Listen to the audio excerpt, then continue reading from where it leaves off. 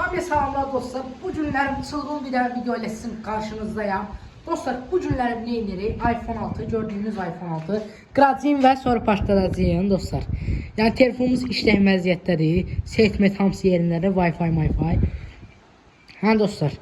Keçək videomuza dostlar, çox da uzatmayaq dostlar. Videomuza keçməmişdən qabaq sizdən xahişim odur ki, kanalımıza keçib abunə olub like qoymağı unutmayın. Dostlar, iPhone-umuzu qırmaq üçün çəkicimiz. Keçək videomuza.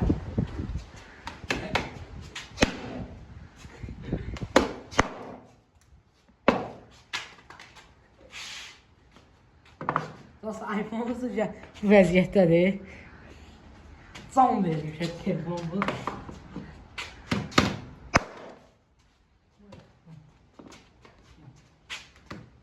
Yaxına çək.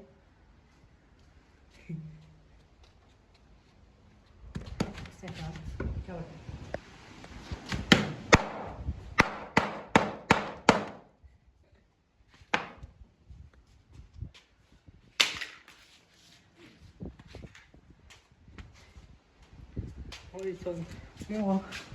Şöyle dostlar kesin trellemeye telefonu.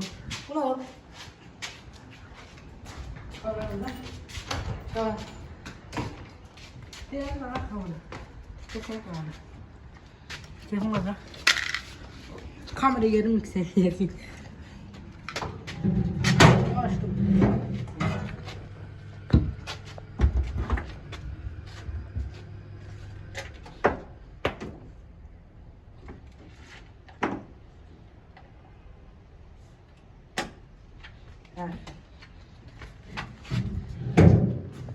Dostlar kesek yüksellemeye.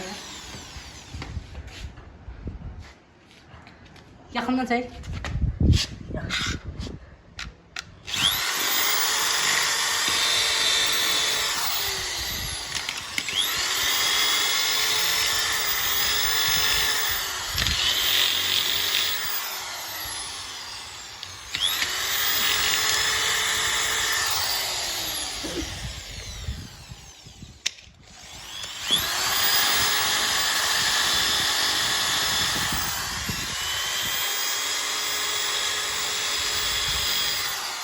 Ay yandım.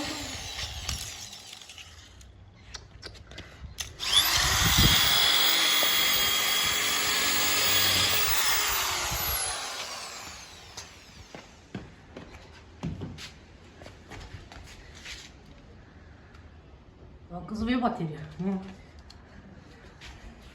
Dostlar şu iPhone'umuz rəhmətli oldu. Ha dostlar videomuz buraya kimidir. Sağ olun dostlar.